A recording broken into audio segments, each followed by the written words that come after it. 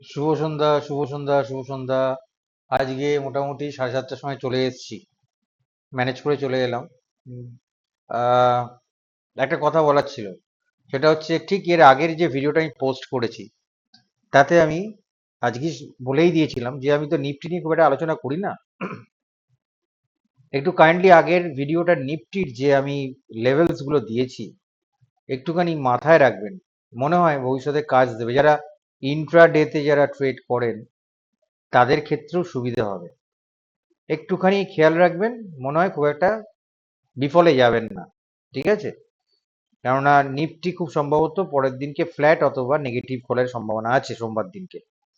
ইতিমধ্যে বন্ড এবং ইল্ডের দাম কমছে, ডলারের দাম কমছে, আর ওদিকে ডলারের দাম পড়ছে, ইল্ডের দামও পড়ছে। গোল্ডে একটা প্রেসার ক্রিয়েট হওয়ার কথা আছে, কিন্তু সেইভাবে কিছু হচ্ছে না, মার্কেট ভোলাটাইল। আমি আগেই বলে দিয়েছিলাম দুপুরবেলায়। ঠিক আছে, যাই হোক, আমি চলে আসছি এবারে আসল ব্যাপারে।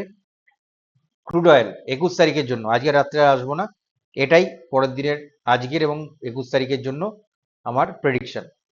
সাপোর্ট 1 ঘন্টা টাইম ফ্রেমে 5830, ক্রুড অয়েলের 5718, 5697, 5633, তারপরে 5603 থেকে 5579, তারপরে 5554 থেকে 5526, তারপরে 5435 থেকে 5414।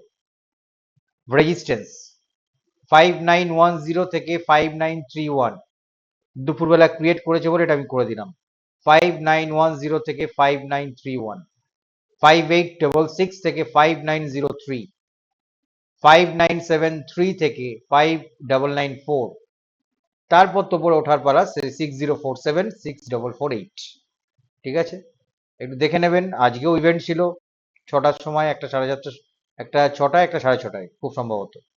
ইভেন্টগুলো দেখে নেবেন, ইভেন্টগুলো ট্রেডিং ভিউ তো দিয়ে দেয়। এবারে চলে আসি গোল্ডের। এটা ক্রুড অয়েল ছিল, এটাও ক্রুড অয়েল। হ্যাঁ, ইয়েস, এটা ইউএস গোল্ড হবে। হ্যাঁ, ইউএস গোল্ডের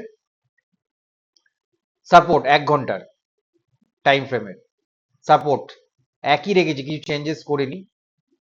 সেটা হচ্ছে 3313 থেকে 3310, তারপরে 3304, তারপর 3287 থেকে 3282, তারপর 3270, তারপরে 3260 থেকে 3255।